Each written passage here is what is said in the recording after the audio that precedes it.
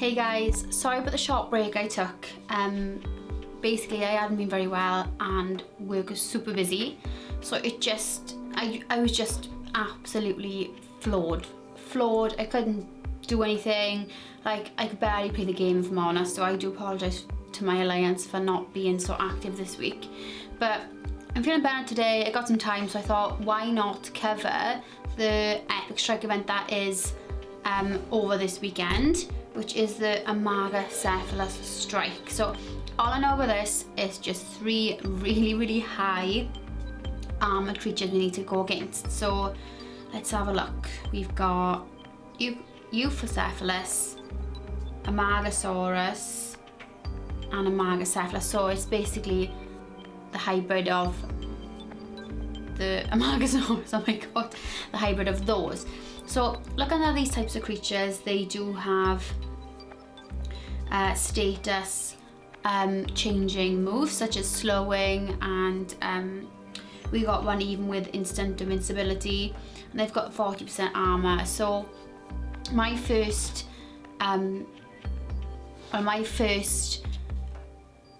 creature to choose would actually be Thor, because of the armor and the fact that, you know, he's got a big bite and he's got the armor piercing, but at the same time we'll be struggling a little bit because of the instant not so much instant invincibility but the slowing and stuff.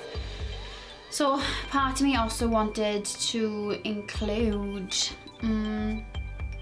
Triostronix, because he's immune and he's got a buff. He can buff his moves and he's got that massive armor piercing rampage. So what I'm going to do, I think, is go for something like Triostronix, Thor, Trichosaurus, and then Utaranix, because it is a little bit bulkier than my other creatures. Oh, so here we go. So I hope your week's been okay, guys. Mine hasn't been the best, but as you can see as well, I'll have a chat to you afterwards about why I've got no bucks anymore. I got very little and I kind of spent them this week. So we'll go in here with wow, he hits so pretty hard. We've already boosted Trio's attack by Ferocious Strike, so if we go for Defense Shattering, yeah, it should actually take this one out. Brilliant. So hopefully now, if I survive another attack, we got, oh, the best one has come out, okay. Hopefully we can get another hit in and take out this guy as well. And he got the counter as well, and he went for the separator. I think that's going to take me out. Yeah, he had a crit as well, never mind. So I'll probably go for Thor now. And take a chomp, yeah, that'll do. If you're a lower level player, something that will bleed these creatures is really useful, because of the fact that they got a lot of HP and bleeding moves do a percentage damage HP. So it would be worth you investing in a bleeder, maybe like 2 swapping bleeders, something like not Super Minus, Super Tater, something like with a swap and bleed as well, which would be really useful. So he slowed me down. Let's have a look. So he could actually kill me here, so I'm going to go for instant charge, hopefully get a crit, and I did. Brilliant. So not too difficult, but if you were unlucky with your shots and stuff, you might not have been as successful. But we'll see what we get now. I opened for a bit of bucks, to be honest. Any bucks? Obviously the 200 AMARGOCEPHALUS DNA. No bucks. Tanny's good. Oh, that's quite decent. That's good. I'll come on to why in a minute. Nice, needed that. Come on, get some Rex. Oh, Myosaura.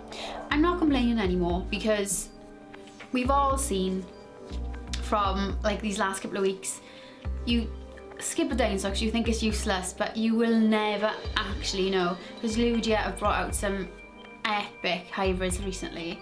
So I finished off hunting. I think maybe I had one attempt left, but let's have a look. Oh, where's it gone? Where's he gone?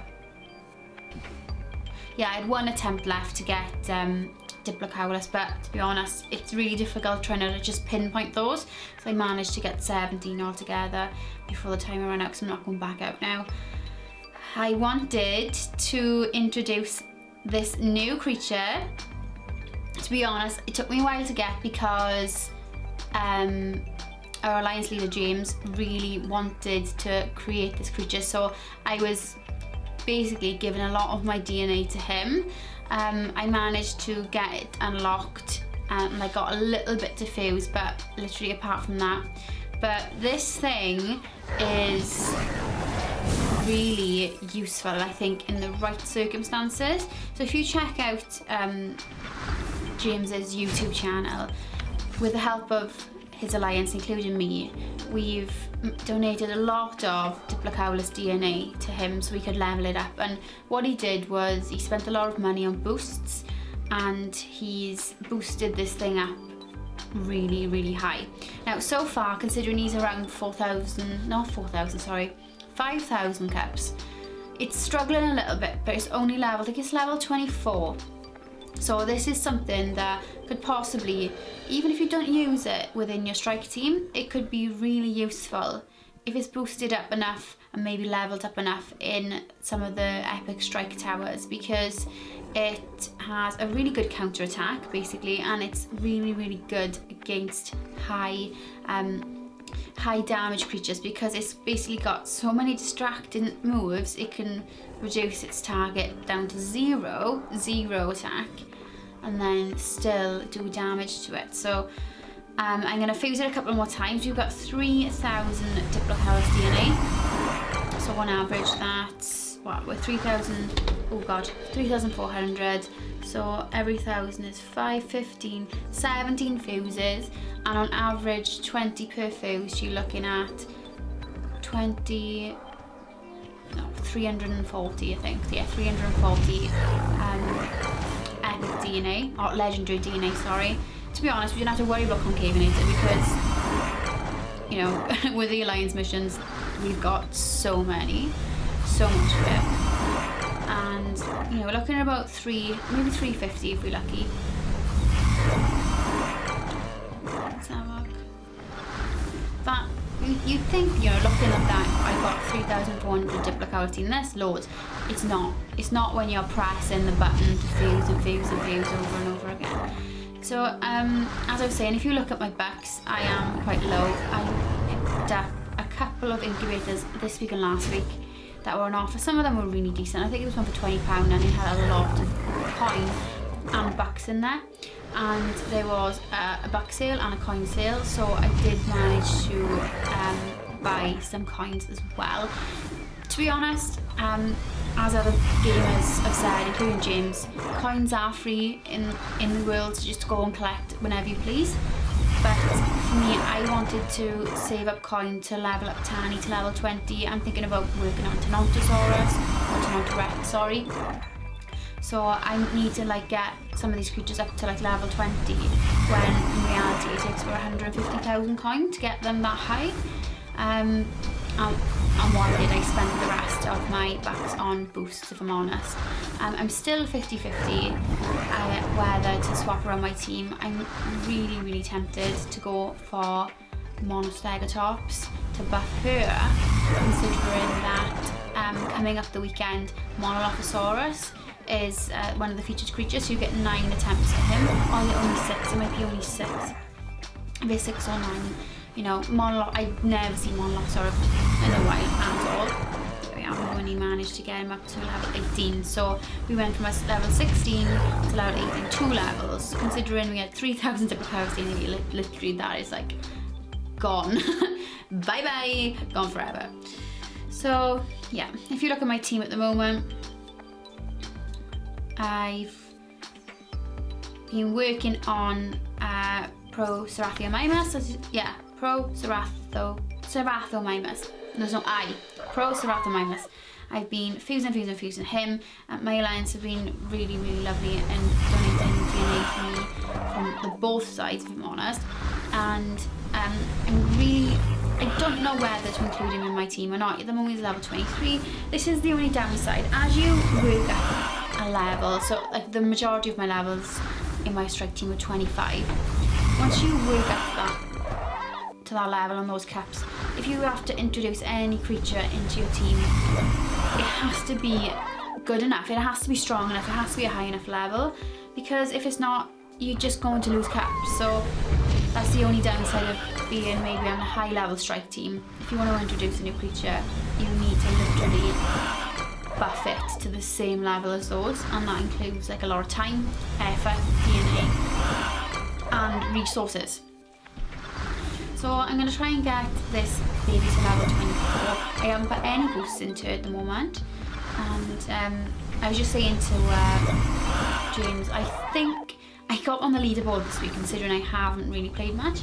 And I think it's because I've been fusing this skill. So I probably managed to get around 3,000 epic DNA just from fusing her. So I think that's why I ended up on the leaderboard, if I'm honest. Because there are times where, for example, I bought incubators and with real money, I bought incubators and then I've spent money on coin. I've bought resources in the game and I'm like, oh my god, surely I've like collected the most coin this week. And I'm like, I collected like over 1 million coin one week and I was like, surely I collected the most coin. I'm gonna be on that leaderboard. And like, I weren't. I was like, oh my god, our people in our alliance are like, must be super, super active, like most of the time. Oh, sorry, my finger was leaning on the screen. So, this is boring. I've got, like, as you can see, I've got enough DNA to do this. It's just sitting there monotonously pressing the button over and over and over again. I have emailed Lydia with suggestions to say, use all the DNA to get to level 24, for example, and like fuse all button maybe. That would be really, really useful, considering just sitting here and pressing and pressing and pressing. I know sometimes it's easier this way because you can stop at a certain level. Say for example you need a certain amount of DNA left for a creature. This way would be a lot more beneficial that way. But I think, for example, like Sucatator, I got so much Sucatator DNA, but I just cannot be bothered to sit there and fuse and fuse and fuse and fuse. So we knew that. Oh, 1985. So there are lovely, finally 80k boys, bye. So level 24, she is pretty tasty. Now I know I watch a couple of other YouTubers on this game, and Pokefather is one of my favourites, and he absolutely loves his Yoshi, as he calls it. And I'm very, very torn what to do. If you look at my, for example, if we go to attack, oops. So I have enough attack. Let's have a look.